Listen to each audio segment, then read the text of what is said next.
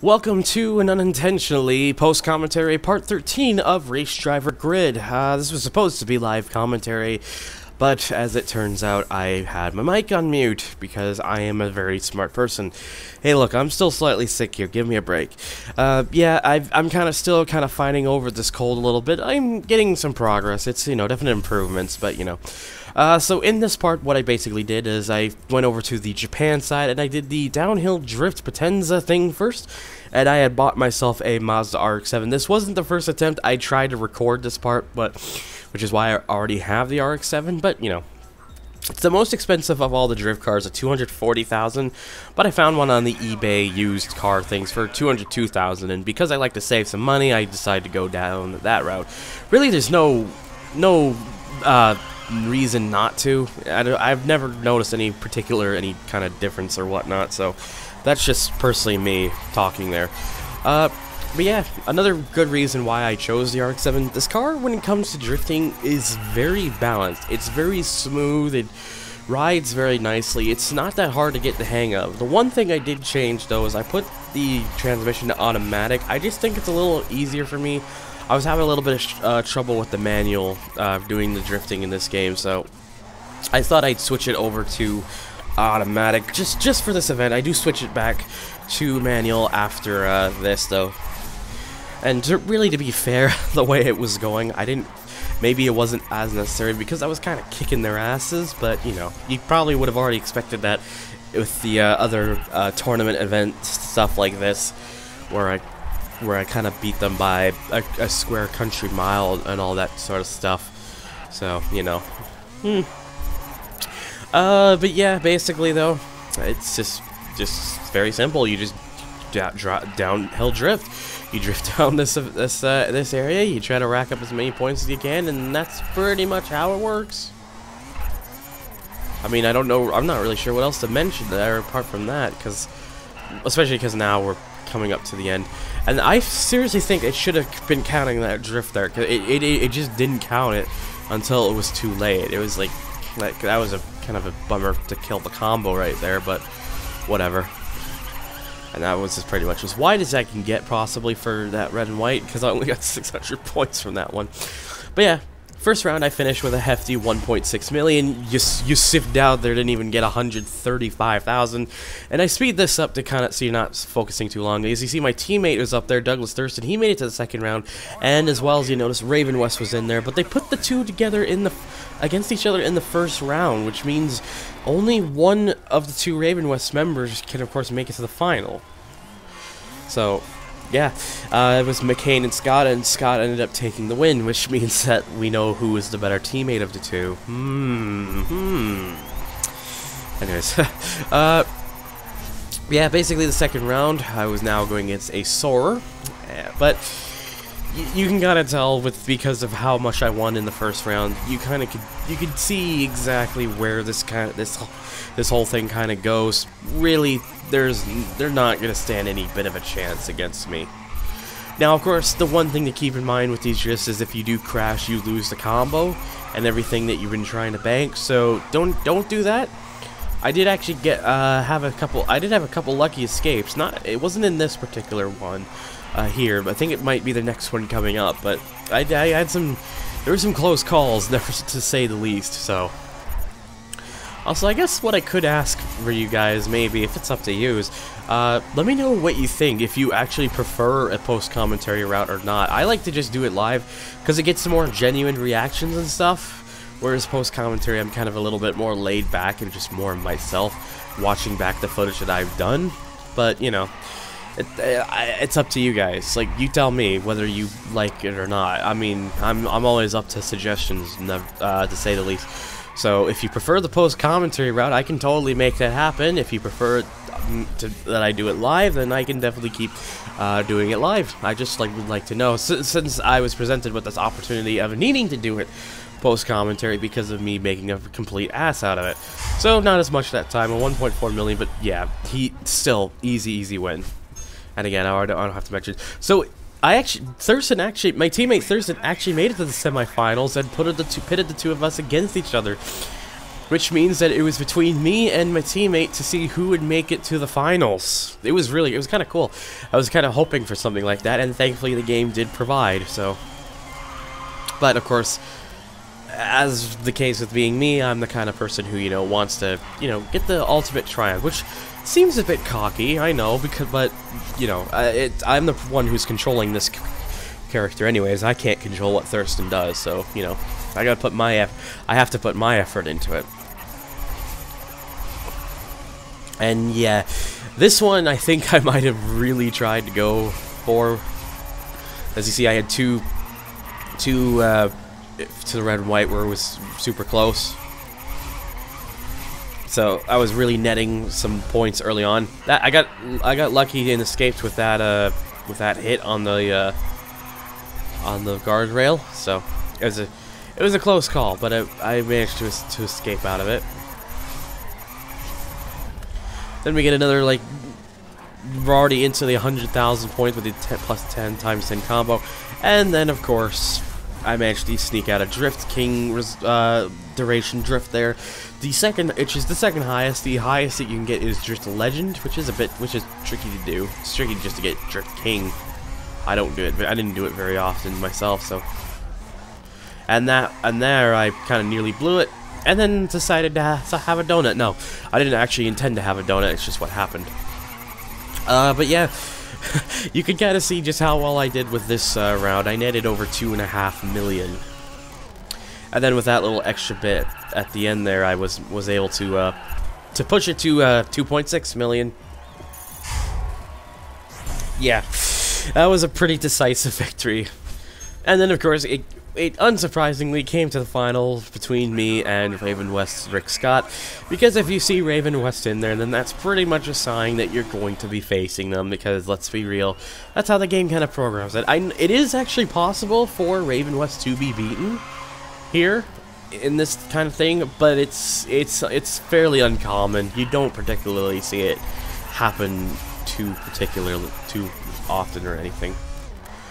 Now, I know, I guess I might answer one thing. I know no one's asked about it, but you'll always notice, of course, there's always the event wins thing, and there's, like, so, like, you have to do an event multiple times to get up on that board. The reason I don't do that is because I just don't think it's really necessary. My idea for the LP is to just get all the trophies, to just at least get all the trophies, and then just get everything done at least once, and that's kind of it, because that little bit is really just the sake of being on a Hall of Fame board for how many times you've won this thing, and a way to get extra money, really. But it's really not that necessary to do it more than once. So that's pretty much why I've been keeping it that way. Again, I know no one's particularly been asking, but I thought I would at least explain that one. There we go, I managed to get a pretty good Drift King there. In fact, I got so close to the red and white, I got the maximum amount of points you can get out of that 20,000. That's for getting it as close as you possibly can, because you can't get any closer with that. But yeah, it's always good to get as close to the red and white as you can, because in terms of getting points, it makes a notable difference. So definitely go for it if you can. And yeah, you pretty much get the idea. So again, because of losing the combo early on, I only did about 1.45 million, but still easy win.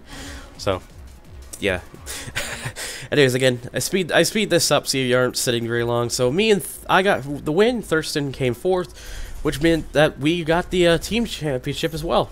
So all the money you can get, 586,000 this one, and our sponsors, which again I kind of speed up. Thankfully, it didn't crash this time, so that was good. But yeah, this is where the game is really going to start giving us some heavy sponsor-paying sponsors. Like, if you saw that first one there, that was $46,000. 46,000, which means putting it as the main sponsor, which doubles the pay, means that just by meeting their objective, I make $92,000, which is already $18,000 more than I was making prior to this, when all of my sponsors combined. yeah, they really start giving you a lot of money when you start going heavy into this. Anyway, so the next event I decided to do here in this video was the GT1 race in the US League. And it was a one-make race, limited to the Celine S7R. Personally, one of my more favorite American-built GT1 class cars. It's a really nice machine. I always liked it. And just before I start here, as I mentioned, I went right back to manual transmission. Now that I was out of the the drift event. So yeah, what else can I really talk about? Yes, there is also one thing. I might make an HD update about this to go a little more into detail. I might not, but we've been me and my family have been on the process of trying to move back into the city area that I was from for a bit of a while now. The main reason we've been trying to do this is because the area that we went to, we didn't realize it until a little bit when we were in that there really isn't just a lot out here, and we're always driving to place and you know, it kind of really wasn't working out. There's nothing to do out here. There's very few places to go to, and you know, my youngest sister, she still goes to the same school she did go to prior to the move. I think she might have gone to the one that was closer here, but she didn't like it as much, so they went back. I can't remember. I've never bothered to ask about that. But yeah, we've been trying for the last few months to try to find to not only find a property, but find a potential interested buyer for our house. And we did find one. We did find people who gave us an offer that we accepted it, which led to us needing to find a property for us to move into. We found a property not too long ago, actually. It was getting a bit hectic because there were some good ones that we ended up not being able to get our hands on. But this one apparently, you know, it's a bit small, but you know, we weren't even in this townhouse that we're in currently. We weren't really using all the space anyway, so I don't think the size is going to be a particular issue for any of us. Maybe for me, if I like, because it's speaking at night, but we'll find out when that happens. But I don't think it should be too bad. Yeah, apparently the one we found is a pretty nice place. Suits our needs and is very convenient with the location. It's next to a larger outdoor mall in my city here, which is perfect because it means I'll actually have places to go to if I get bored and stuff. And because I'll be back in like the city area, it'll be easier for me to catch back up with some friends, who are, you know, in and around in the area. So it's nice to be able. It'll be nice to finally go back to what I'm more used to and be able to actually go to places. It's gonna be a much more fun time, I think. So all these things are kind of happening. Sometimes I'm wondering if I should go to school. My stepmother thinks I should. She thinks I should go for radio broadcasting, which is a bit interesting. I don't particularly think I'm ever much of a great talker myself. I mean, I'm stuttering all my words all the time. I can't imagine any radio or broadcast thing would want to put me on there if I'm stuttering all my words all the time. But I don't know. She thinks I might be pretty good for that. So who knows? Maybe she might be onto something. She usually is, because she's a smart woman. So, anyways, yeah. But we'll see. I might consider it, because, you know, I do think radio broadcasting stuff can be interesting, like having a podcast on a radio station, whether it's like a Sirius XM thing or a podcast one, or, you know, just that kind of stuff. That would always be pretty cool to do. It would just kind of come down to the stuff like to talk about and whatnot. That would be the big problem, because I'm not always the best for thinking about stuff like that. Again, I skipped all the replay stuff. I did actually show that during footage, because so I could easily, you know, get a shot, but you get the idea. I didn't want to you guys have to sit through it. I basically try to skim through this as much as I can, but try to keep, of course, all the important good stuff, so you know, you guys still get your fill from this episode. But yeah, I'm trying to think of what else I want to do after this LP. I do have a couple of games in mind. I actually have a little bit of a series that I might consider doing as like a little thing, as like a bit of a project. I had been discussing it for several months with few people, but I'm going to mention it here since if you watch my videos and you're up to this point, I am going to mention I've had the idea for doing potentially what I would call a Need for Speed-a-thon on my channel, where I would play through the remaining Need for Speed, go through in order the remaining Need for Speed games I haven't done in LP yet. So far I've only done 2. I've only done High Stakes for the PS1 and Need for Speed 2 Special Edition on PC.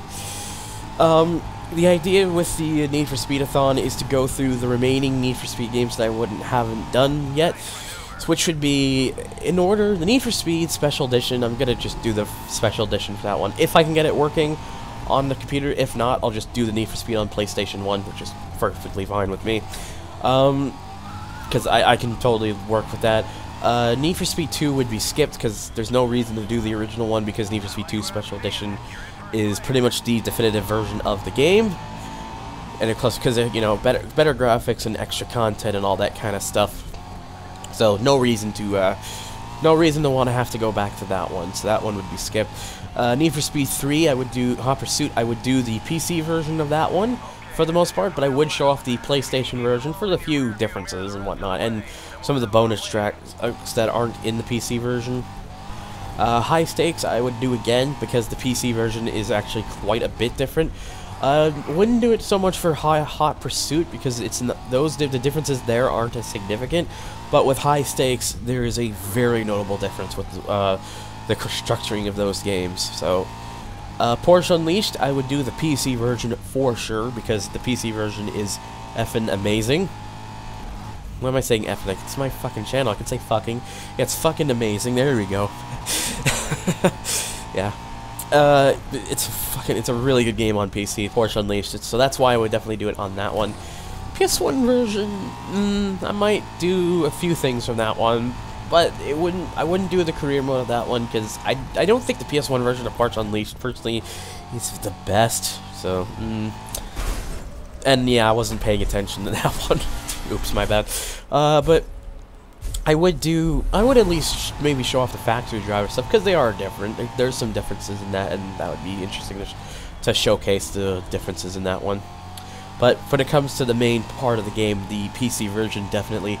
Hot Pursuit 2, I'm not going to do both versions, I'm going to focus on one, because they're basically the same kind of game, but structured, with a different physics, engine and design. And if you're wondering which one that would be for me, I would be doing the PlayStation 2 version, because it is definitively the best version of the game. No question about it. The PC, Xbox, and GameCube versions aren't as good, in my opinion. They're still good, but when it comes to Hot Pursuit 2, the PlayStation 2 version is just such a good game, that particular one. And okay, then after that, it kind of gets a little easier. Underground and Underground 2 would both be on PC, because best way to play the game. Would do Most Wanted on PC, but because it's actually graphically, base-wise, the best, I'm going to be playing it on the Xbox 360 for that one, just because I can, just to show that one off. And then after that, Carbon, Pro Street, Undercover, they would all be PC, because of simply because, you know, again, definitive ways to play all of those games.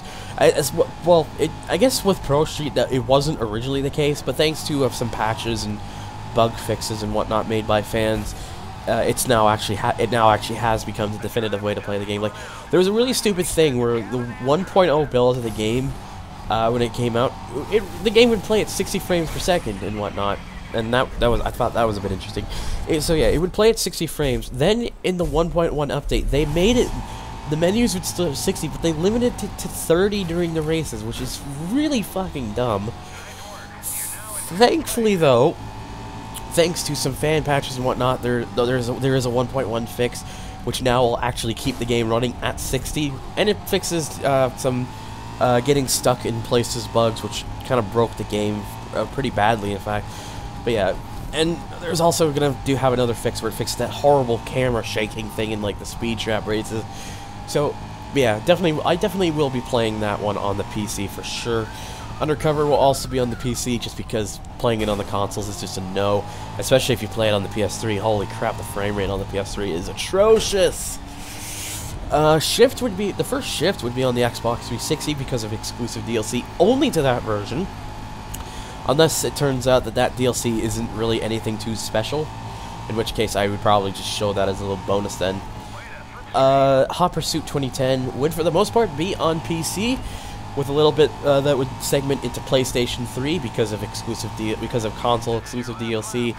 Same case for the Run, it would be on PC until the point where it gets to the exclusive DLC part, in which case it would switch over to PS3. Most Wanted 2012 would go to PC because for the entire thing, there's no console exclusive DLC by that point.